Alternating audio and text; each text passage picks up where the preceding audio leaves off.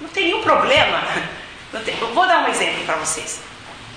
A sua esposa, ela chega e ela fala assim, olha, eu queria que a gente tivesse mais tempo, que a gente conversasse mais. Em outras palavras, quero mais a tua atenção. Ela não fala assim, mas ela fala outras palavras, né?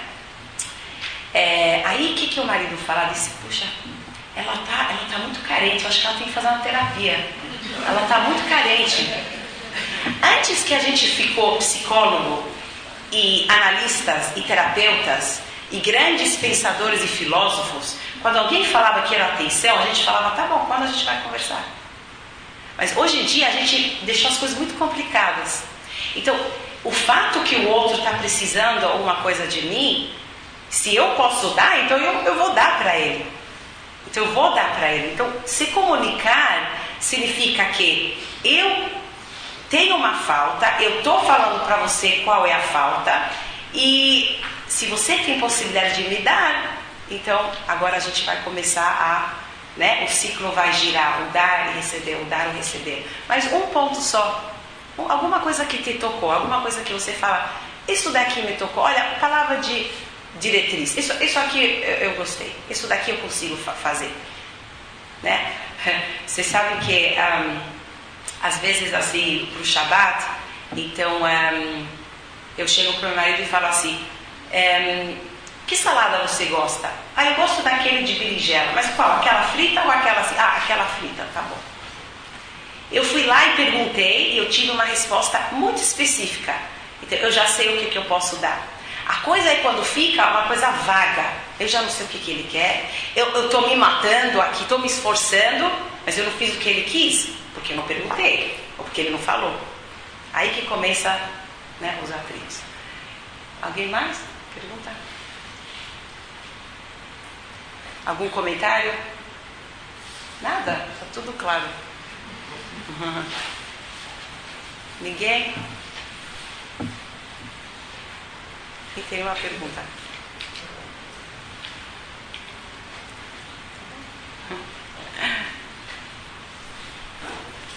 Foi assim,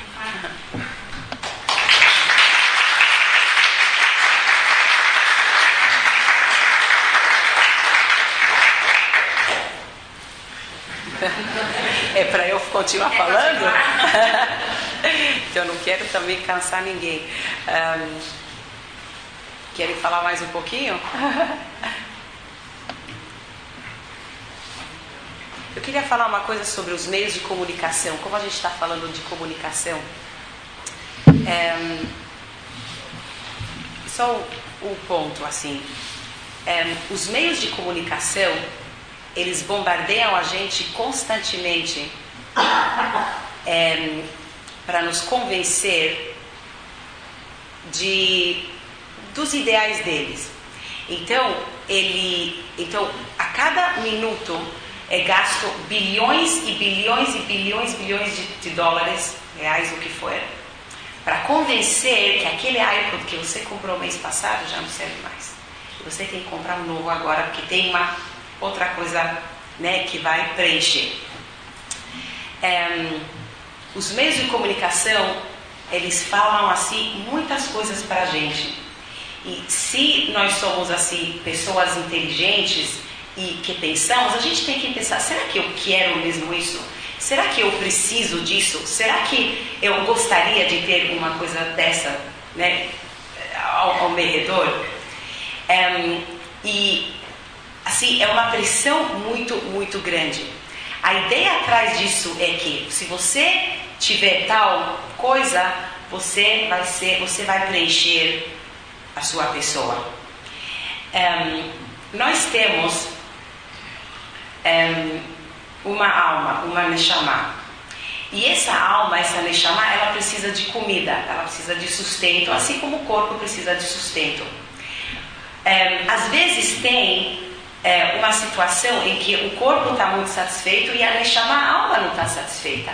Então fica uma coisa meio que defasado, fica a mais para o corpo, muitas coisas no lado físico para o corpo, e a alma, ela fica assim frágil, ela fica fragilizada.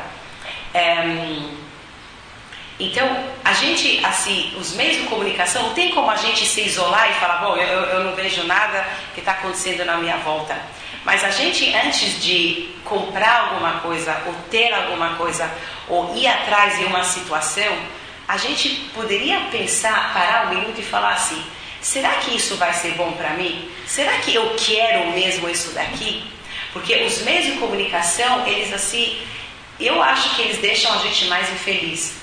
Porque eles põem uma noção, eles trazem uma ilusão para a gente de que se a gente vai ter X, então a gente vai ser feliz. Não estou falando que a gente não deve usar toda a tecnologia e todas as coisas materiais que o mundo dá, né, para ter uma vida melhor, uma vida satisfatória. Mas substituir isso para uma coisa espiritual, então isso deixa a gente assim, não deixa a gente bem. Tem uma das coisas da comunicação, eu tive a oportunidade de ir para o aeroporto muito. Vocês sabem que o aeroporto é um dos lugares mais dramáticos, né, que tem, porque a gente falou isso na aula antes com as meninas jovens, que é muito dramático, porque é um lugar onde as pessoas se reencontram e é um lugar onde as pessoas se separam, né? Porque assim, né, tchau, você fala tchau para a pessoa e você sai. Ou você se encontra com alguém que você não vê faz muito tempo. Mas no aeroporto, eu tive oportunidade essa semana de estar lá algumas vezes, então tinha uma propaganda assim, um pai com uma criança pequena e os dois estavam no celular, acho que os dois devem ter visto. Não sei exatamente que propaganda que era, mas o que está acontecendo? Os meios de comunicação, olha só o paradoxo, o meio está lá para você se comunicar e está tendo cada vez mais a falta de comunicação. Então, antigamente, quando eu tenho 42 anos, mas quando eu era pequena, uma criança, eu apertava, né, o toca-fita e todo mundo na sala escutava a música. Hoje em dia, está cada um com o seu, você não sabe o que a pessoa está ouvindo, se você quer ouvir, você tem que ter o seu, porque aquele que ele está escutando já não serve. As coisas ficaram muito individualistas, muito assim para mim, tudo para mim. E a gente pensa que isso vai nos trazer mais felicidade. Enquanto que você se relacionar com uma outra pessoa, ter um momento para se comunicar com outra pessoa, é uma das maiores satisfações que a pessoa possa ter. Então, de novo, não é que a pessoa não sabe se comunicar, ela nos permite. Não, eu não posso porque eu estou... Calma. Por isso que, graças a Deus, a gente tem o Shabat, que a gente senta em volta de uma mesa e você está comendo e você tem que olhar para a cara dos teus filhos e você tem que olhar para as pessoas que estão ao teu lado e tem uma conversa, e tem uma música, e tem uma palavra, né, de Torá na mesa, ou tem algum ensinamento, alguma coisa que aconteceu na semana, tem aquela troca. Como a gente está vendo cada vez mais, assim, como é crucial esse Shabat no nosso dia a dia. Só pelo fato de você não ter nenhum meio de comunicação que está atraindo a sua atenção e você não consegue ter um momento para você. Você nem no banheiro você não tem privacidade, porque aquela coisa está tocando. Eu tenho uma mulher na minha sinagoga, na jovem, ela falou assim, desculpem a expressão, mas ela falou assim, que ela tem um Blackberry, né? E ela disse, olha, isso aqui é um inferno, ela falou. A cada 5 minutos, o negócio tem. E falei, mas você não pode desligar? Perguntei para ela, disse, não, mas é porque toda hora que entra um e-mail, então, né, então quando acaba o Shabat, então é umas 300 assim, e-mail. Hoje em dia nós temos tanta opção, mas nós não temos a força de convicção para saber o que escolher. Antigamente as pessoas tinham poucas opções. Olha, era essa roupa ou essa roupa? Era essa casa ou essa casa? Era esse sapato ou uma sandália? Você não tinha muita opção. Hoje em dia as opções são tão grandes que muitas vezes confundem a nossa cabeça e nós não temos a força para fazer essas escolhas. Então, só uma ideia que eu estava pensando sobre comunicação, como a gente está falando sobre isso. Também a gente estava, assim, no tema, estava falando sobre comunicação afetiva e efetiva. Afetiva significa que a pessoa, ela quer que você, quando você se relaciona com alguém, você conversa com alguém, a pessoa ela não quer uma informação. A pessoa, ela quer uma comunicação, uma relação, ela quer se comunicar com você. Se alguém se você está na rua e você não sabe chegar a um lugar, você pergunta para a pessoa onde que está a rua, você não está querendo se comunicar com a pessoa, você quer uma informação. Tem vezes que você quer uma informação.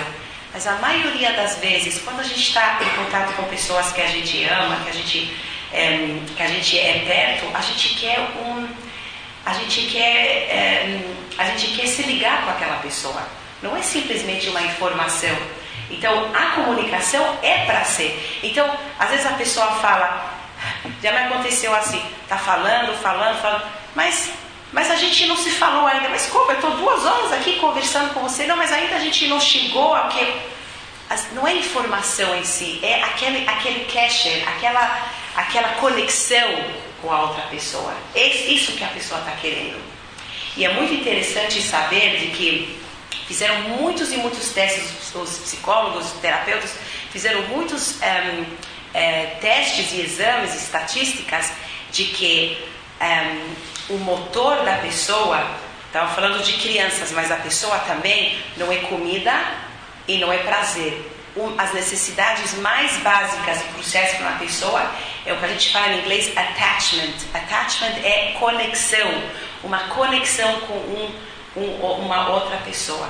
Quando uma criança ela não tem essa conexão, então ela perde muito e ela fica no desespero porque ela não tem conexão. A gente sabe que a gente mesmo, né? Se a gente ficar muito isolado por muito tempo, a gente não aguenta, a gente pira. Ficar você mesmo com você mesmo, quer dizer, pode até ser uma boa companhia, mas tem uma hora que você precisa sair um pouco da sua cabeça, você precisa se comunicar com outra pessoa, saber o que passa na vida da pessoa, né? Aliás, isso é uma receita muito boa. Quando a gente está passando uma fase difícil na nossa vida, que a gente está sofrendo, a gente está passando muito desafio, o fato de ajudar uma outra pessoa, isso daí nos dá muita força, porque você sai um pouco de si. Então, você pensa que está dando para o outro, a verdade você está recebendo. Então, só essa ideia sobre os meios de comunicação, o que eles estão, assim, às vezes, fazendo para a gente, né?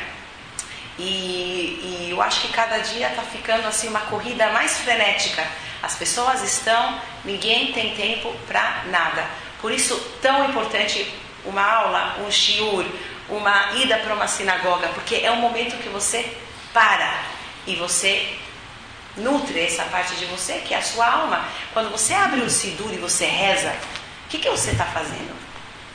Você, em outras palavras, está falando assim, está falando com a sua alma.